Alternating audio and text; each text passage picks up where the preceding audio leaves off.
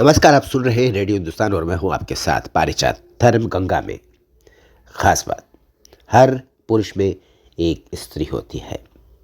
सप्त ऋषियों में एक ऋषि भृगु थे, सभी जानते हैं। पर ये नहीं जानते कि भृगु ऋषि स्त्रियों को तुच्छ समझते थे, छोटा समझते थे। भृगु ऋषि शिव जी को गुरुतुल्य मानते थे, किंतु माँ पार्वती को वो सदा ही अनदेखा करते थे। एक तरह से वो माँ को भी आम स्त्रियों की तरह साधारण और तुच्छ ही समझते थे। महादेव भृगु के इस स्वभाव से चिंतित और खिन्न थे। एक दिन शिवजी ने माता जी से कहा, यानी दुर्गा माँ से कहा, माँ भवानी अन्नपूर्णा पार्वती माँ से कहा कि आज ज्ञान सभा में आप भी मेरे साथ चलिए। माँ पार्वती शिवजी के इस प्रस्ताव को स्वीकार कर ली और ज्ञान सभा में शिवजी के साथ विराजमान हो गई।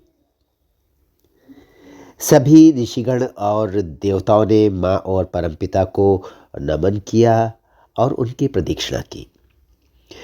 प्रदक्षिणा के साथ उन्होंने अपना स्थान ग्रहण किया, किंतु ऋषि भृगु माँ और शिव जी को साथ देखकर थोड़ा चिंतित नजर आए।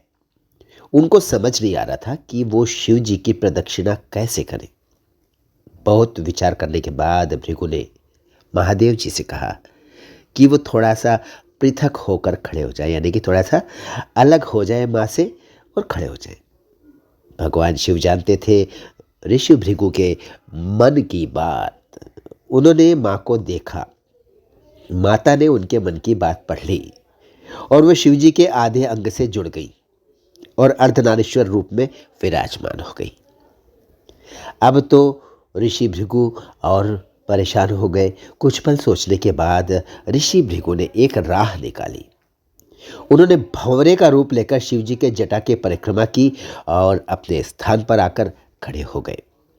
माता को भृगु की इस ओछी सोच पर क्रोध आया। उन्होंने भृगु से कहा, भृगु, तुम्हें स्त्रियों से इतना परहेज क्यों है?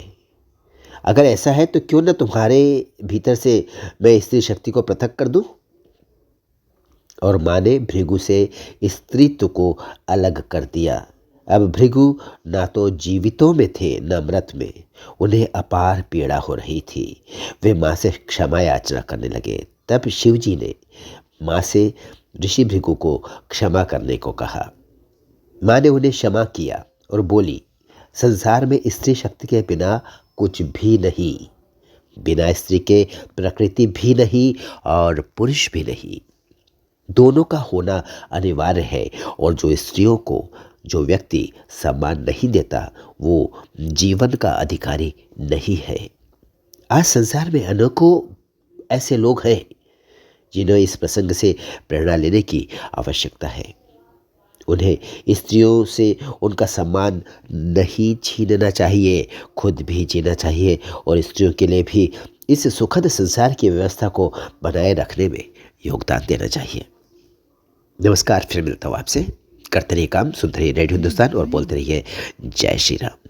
पानी बचाइए, सबको सिखाइए, पेड़ लगाइए, सबको सिखाइए। राम राम।